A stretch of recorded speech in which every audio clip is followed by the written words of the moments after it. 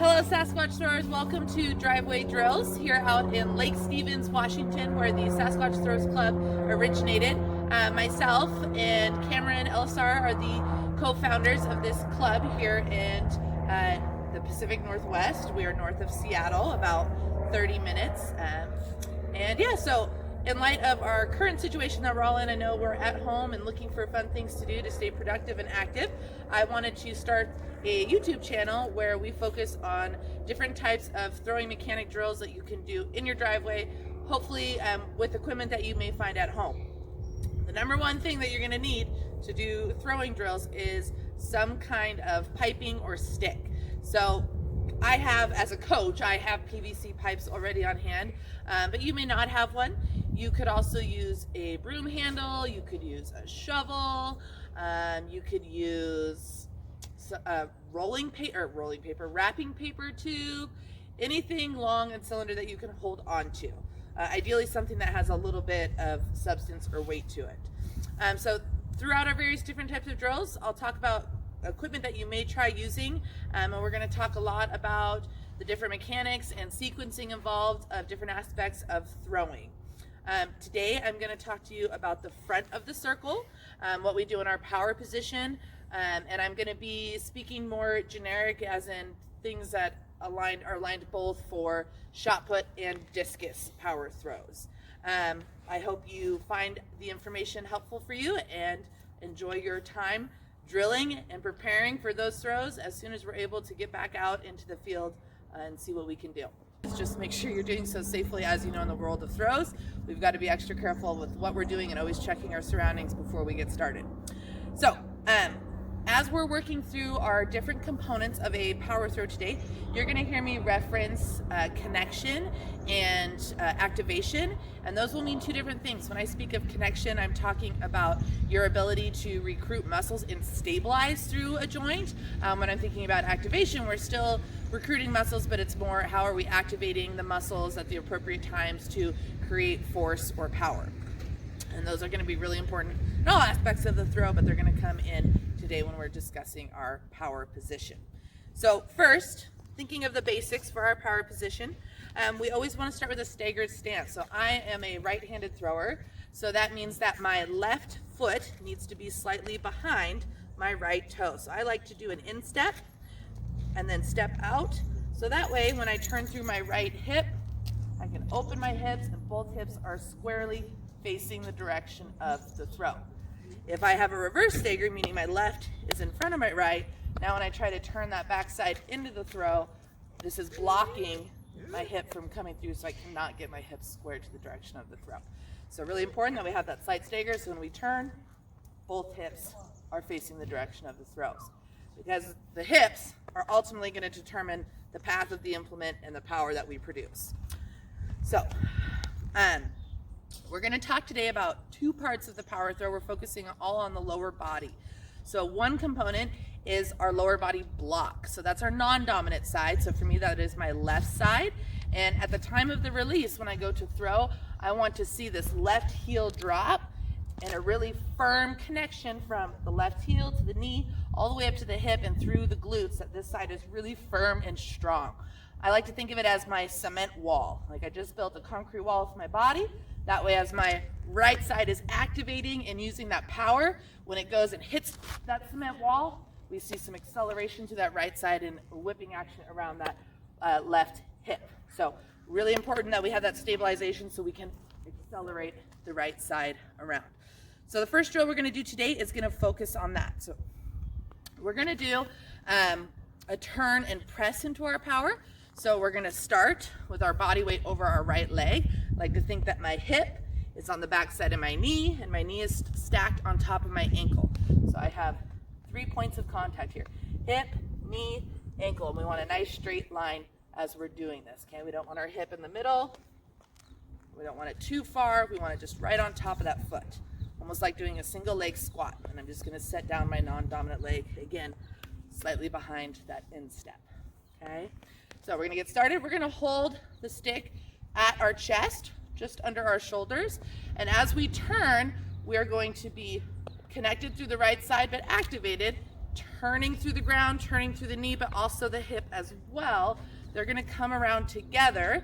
And as I face the direction of the throw, I want to stomp that left side, and then I'm going to extend up, making sure that I'm keeping the connection strong on my left. So, looks like this. So we're here, we're going to turn and stomp, okay? Right now my body weight is pretty centered, which for this drill is ideal. When we throw, we're gonna wanna see a complete transfer up and over the left side, but that's part 2 of today. We'll get to that drill next. So we're starting at the chest. I'm turning from the ankle, knee, and hip, and then I'm gonna drive this heel down. And as I'm driving, I'm pulling the heel down towards my midline. And again, we want it nice and connected on that left side, ankle, knee, hip. We're trying to get a firm connection all the way through so we can create that cement wall. So I'm going to turn and press. And if you look, that time, I've got an angle at my foot, so I missed my block slightly. I want it to be straight in line with me, with my hips, so that all that force and energy travels in the direction of the throw. So let's see. So we turn. Good. And I felt that time that my heel came down late. I could even feel it, which meant my hip kept drifting around and I went too far. When we stop, we should have heel down, hip straight ahead. A little early on that one too. There, that one was pretty good. Okay. Still slightly here. We want to be straight under it. So I'm just going to keep working this. Check that I'm loaded over my right side. Check my posture, that I'm nice and tall. Turn, press. A little early with that block. Okay. Okay. Now, I happen to have a med ball at home. You may have to do this drill without throwing it or without doing a big press overhead, but we're trying to do the same drill, but now we're really pushing and extending through our hips and through this back leg to get good extension and get tall while maintaining that stiff left leg connection. So starting at my chest, I'm going to turn and press, okay? Starting at my chest, turn, press. That time you can see where my heel came down. It's nice in line. I had a nice straight block on that left side. So phase 2 of this drill is going to be more of focus on the right side of the body. So we were just focusing on the connection, stabilization of the left side to create that cement wall or that blocking action at the release. But now we're going to talk about how we use the right side in order to build power. So same idea, we always need to start with our weight over our right. We have that triple connection, hip, knee, foot. Check those positions. But now, as I turn around after I drop this left heel, I want to continue to uncork or unwind this right side and get full extension through the ground so both hips are up and over the left. Previously, we were centered as we came up because we were just trying to work the blocking action of the left leg, okay? So this time, we want to see this right leg turn and extend. Turn and extend. And it's like an uncorking or unscrewing action, right? We don't want it to be abrupt. Turn, pop, okay? Or we don't want to extend and then try to turn into it. We are turning into this block. This knee is turning, and as it's extending, we're trying to see this left come down together.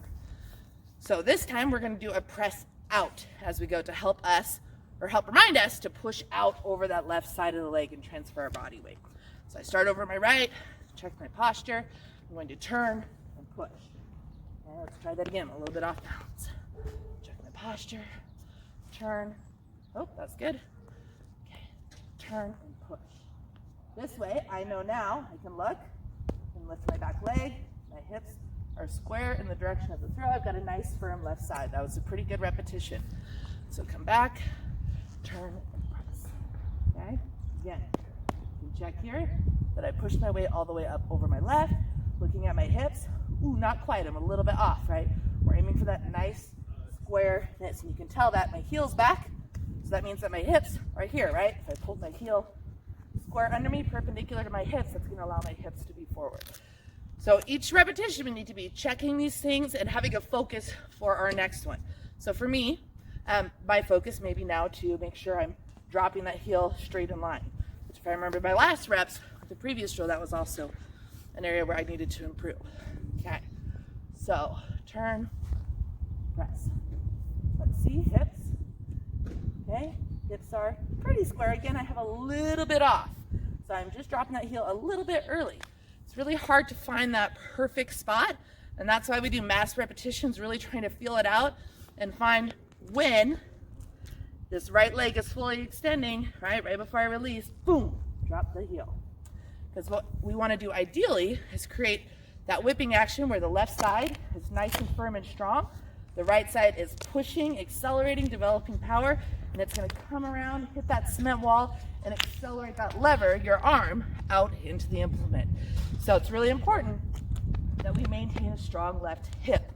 A common mistake that throwers make, I'm going to go this way this time so you can see, is as they hit their block, their foot stays down and they rotate with their right and they let this left hip come back. We don't want the left hip to come back because we're losing power, right? We're losing that reaction of the right side smashing into the left and then accelerating the implement out. So as we hit, it's really important that this glute is engaged and tight so that when the right side comes around, it meets the left, and together they produce force out, the implement comes out, and then that right hip can continue to turn around the left, but we want to keep that left side nice and stable. All right, well, I hope that helps.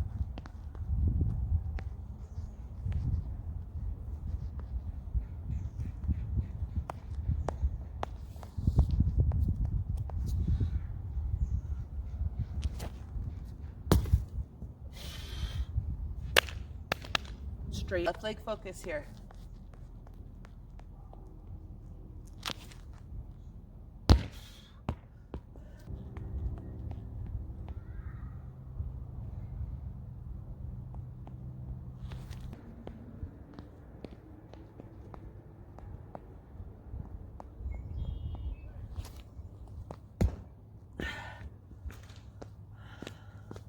Ready? Mm-hmm.